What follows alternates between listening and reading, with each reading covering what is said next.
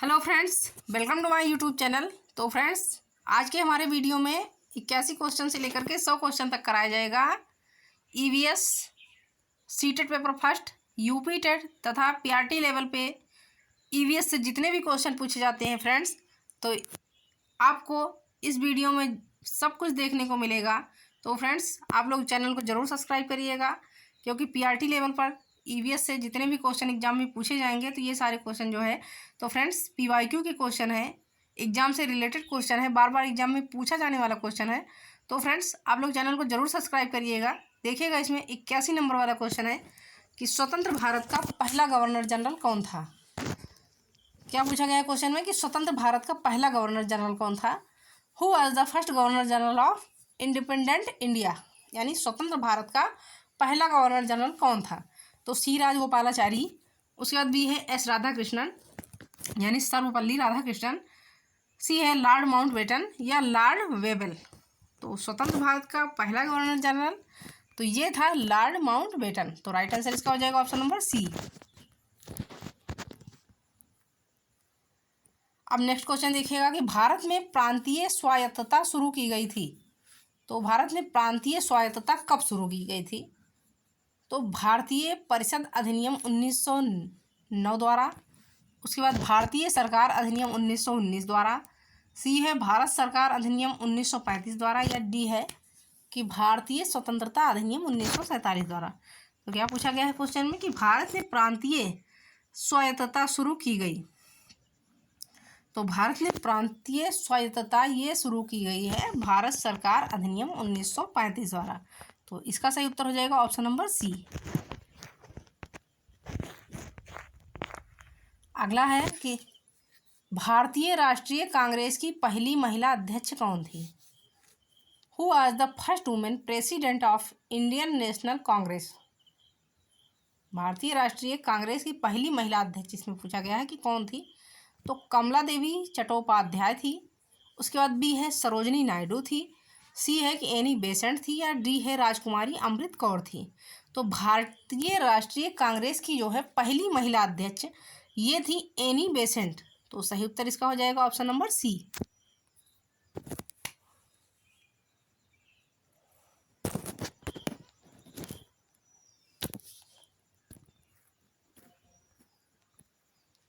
अब अगला क्वेश्चन देखिएगा कि 84 नंबर क्वेश्चन है कि फॉरवर्ड ब्लॉक की स्थापना किसने की थी। Who founded the forward block. तो सुभाष चंद्र बोस ने, जयप्रकाश नारायण ने, आचार्य नरेंद्र देव ने, या राम मनोहर लोहिया ने। तो फॉरवर्ड ब्लॉक की स्थापना करने वाले हैं सुभाष चंद्र बोस। तो राइट आंसर इसका हो जाएगा ऑप्शन नंबर ए।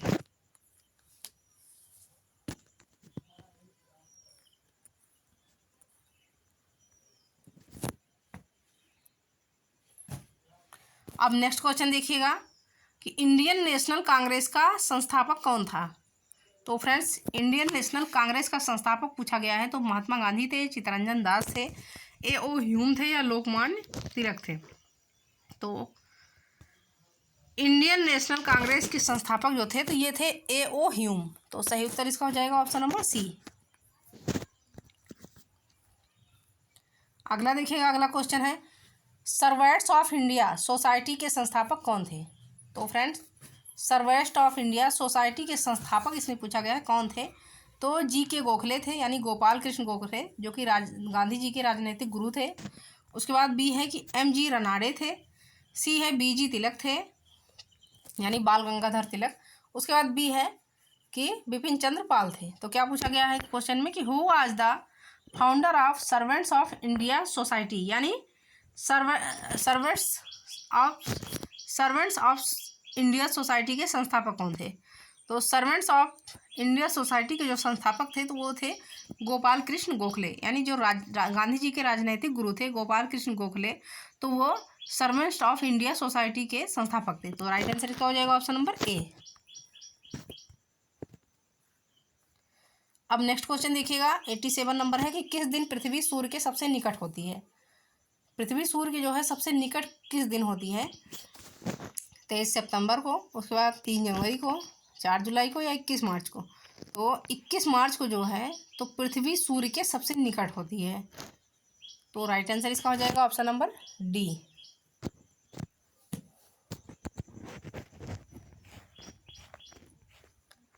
अगला है कि निम्नलिखित में से किसको लाल ग्रह कहा जाता है? शुक्र को, बृहस्पति को, मंगल को या बुध को? तो लाल ग्रह के नाम से मंगल ग्रह को नाम जाना जाता है। तो फ्रेंड्स सी वाला उत्तर इसका सही हो जाएगा कि मंगल ग्रह को। अब अगला क्वेश्चन देखिएगा, 89 नंबर है कि स्वतंत्र भारत के प्रथम अध्यक्ष कौन थे? तो स्वतंत्र भारत के प्रथम अध्यक्ष पूछा गया है कि कौन थे? तो सरोजिनी नायडू, फ्रैंक एंथोनी, उसके बाद के.एम. मुंशी तथा जी.वी. मावलंकर। तो स्वतंत्र भारत के प्रथम अध्यक्ष तो ये थे जी.वी. मावलंकर। तो राइट आंसर इसका हो जाएगा ऑप्शन नंबर डी। अब नेक्स्ट क्वेश्चन देखिएगा कि निम्नलिखित में से किस देश का अलिखित संविधान है? अलिखित संविधान है मतलब लिखा नहीं गया है। तो यूएसए का, यूके का, पाकिस्तान का या भारत का? तो अलिखित संविधान जो है फ्रेंड तो वो है यूके यानी यूनाइटेड किंगडम का। तो राइट आंसर इसका हो जाएगा ऑप्शन नंबर बी।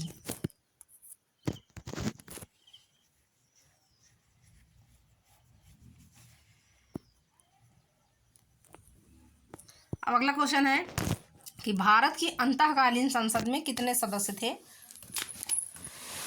तो फ्रेंड्स भारत की अंतःकालीन संसद में सदस्यों की संख्या पूछी गई है कि कितने सदस्य थे।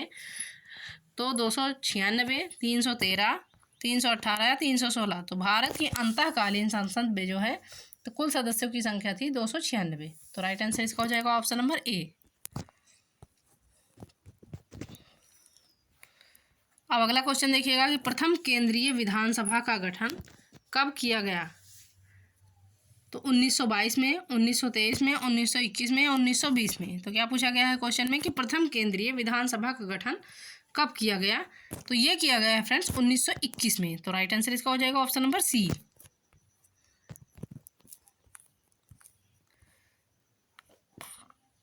अगला क्वेश्चन है कि भारत की संविधान सभा किसके कहने पर बनाई गई? भारत की जो है संविधान सभा इसमें पूछा गया किसके कहने पर बनाई गई?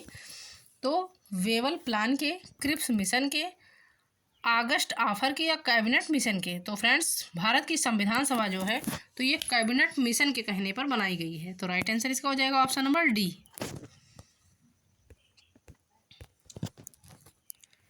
अब नेक्स्ट क्वेश्चन देखिएगा कि भारत की संविधान सभा का अध्यक्ष कौन था? तो डॉक्टर भीमराव अंबेडकर, उसके बाद बी है डॉक्टर राजेंद्र प्रसाद, सी है डॉक्टर बी.एन. राव, डी है कि पंडित जवाहरलाल नेहरू। तो क्या पूछा गया क्वेश्चन में कि भारत की संविधान सभा का अध्यक्ष कौन था? तो ये थे डॉक्टर राजेंद्र प्रसाद। तो इसका सही उत्तर हो जाएगा ऑप्शन नंबर बी।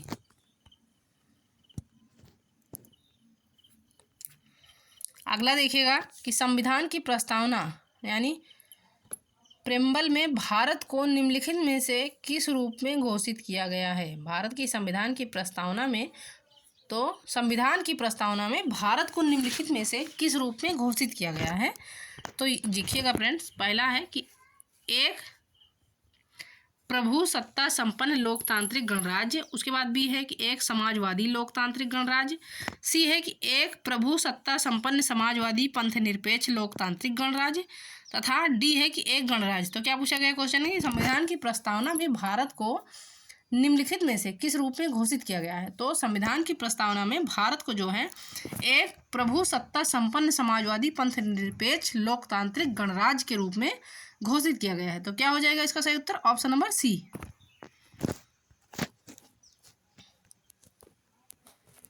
अब देखिएगा अगला क्वेश्चन है कि भारत के संविधान में भारत को किस रूप में वर्णित किया गया है, मतलब किस रूप में विभाजित किया गया है? भारत के संविधान में जो है तो भारत को किस रूप में वर्णित किया गया है?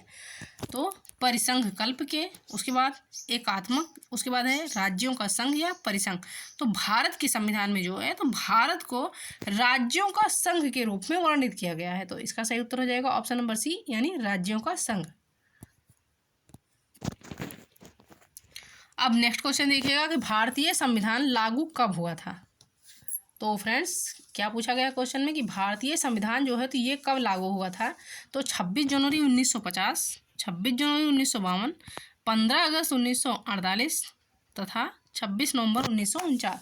तो भारत का संविधान जो है तो ये लागू हुआ है 26 जनवरी 1950, जिस दिन हम गणतंत्र दिवस मनाते हैं, यानी 26 जनवरी 1950 को है हमारा संविधान लागू किया गया। तो राइट आंसर इसका हो जाएगा ऑप्शन नंबर ए।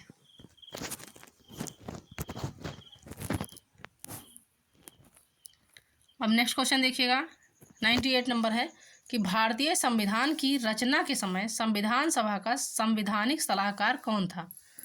भारतीय संविधान की रचना के समय जो है तो संविधान सभा का संवैधानिक सलाहकार कौन था। तो जवाहरलाल नेहरू थे, डॉक्टर राजेंद्र प्रसाद थे, BN राव थे या डॉक्टर भीमराव अंबेडकर थे। तो फ्रेंड्स, संविधान की रचना के समय संविधान सभा का जो है संवैधानिक सलाहकार तो ये थे BN राव।